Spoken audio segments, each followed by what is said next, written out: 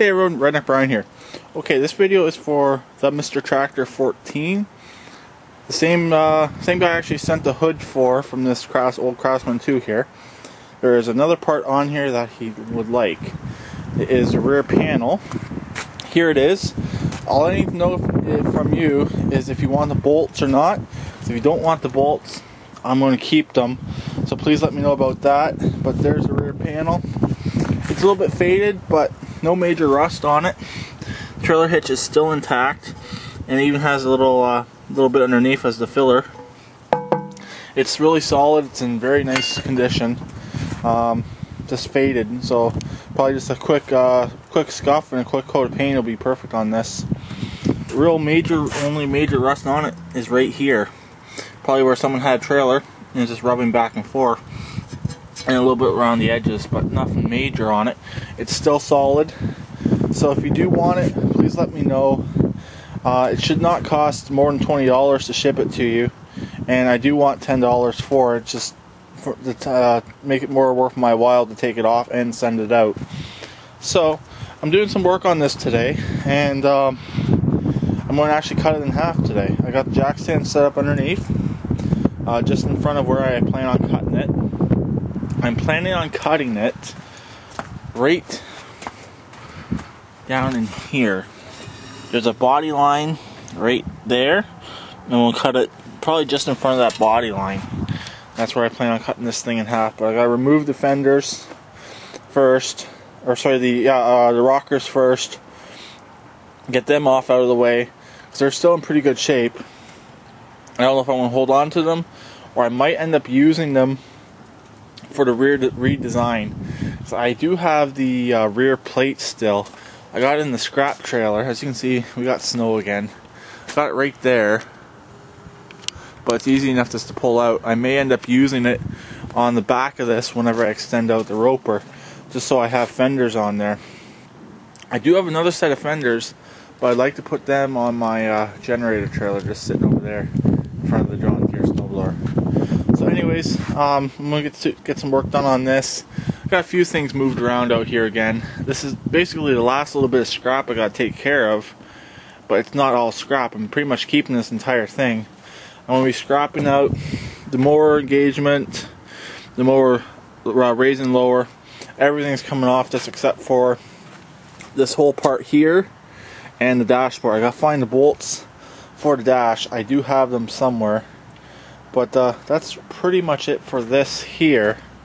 I'm going to bolt back in the middle support, and just so it doesn't all flop all over the place and go out of shape too much.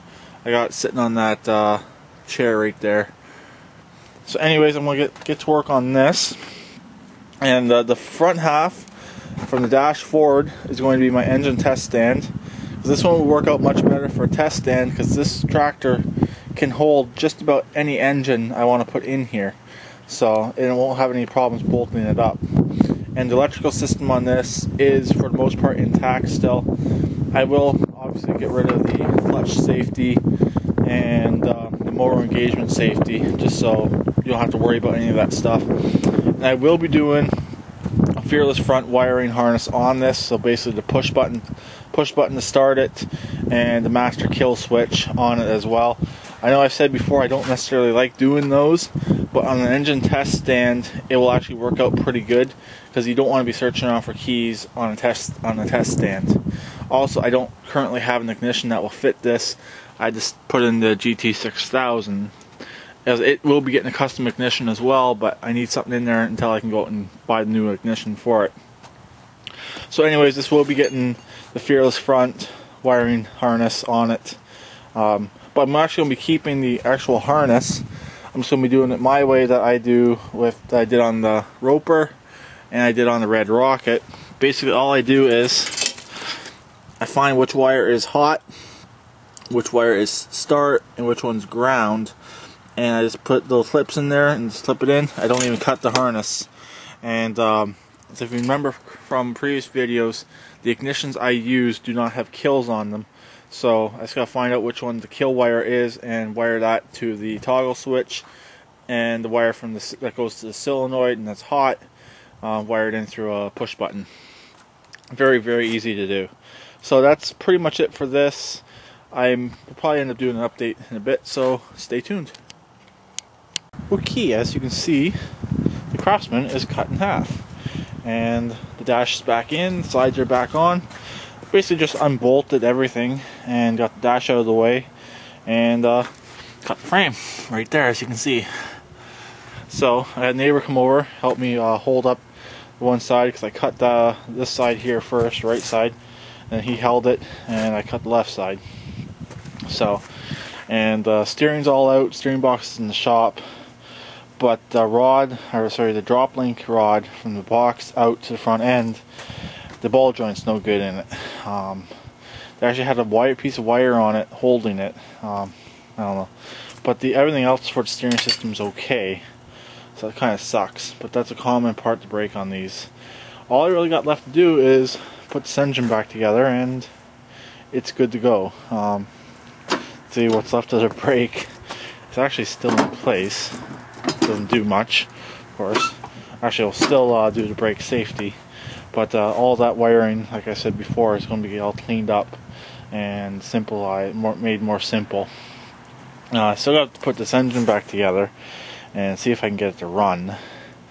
But other than that, here is the back half, right here. Got some weight to it. All I did was unbolted it here and here, and cut the frame. So, and then this piece here is obviously still good. I'm keeping this piece.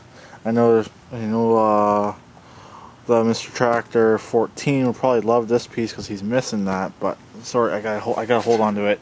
But other than that, this will be going on the back of the roper eventually, minus that back panel most likely.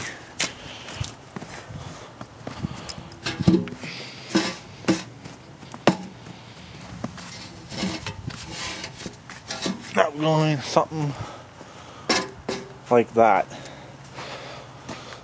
So that's how much longer the roper is going to be right there. I don't want to go any longer than that. That should actually work pretty good right there for what I'm building. So mainly don't really want to go any longer. I could have cut more out of the frame, but didn't really want to go too much in front of this bolt right here. Also, that's pretty chopped up right there anyways, so there wasn't much support.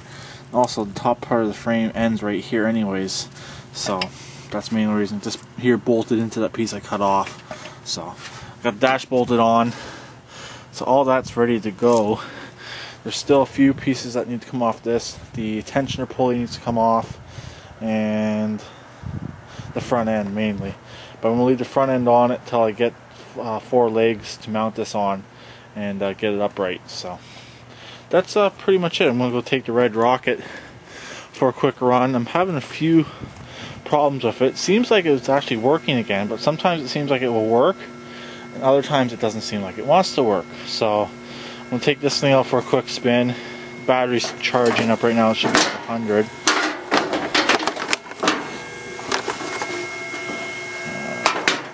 Yeah, battery's at 100 now, and that's pretty much it. So I'll talk to everyone later. Please keep it redneck like always, and please subscribe and comment.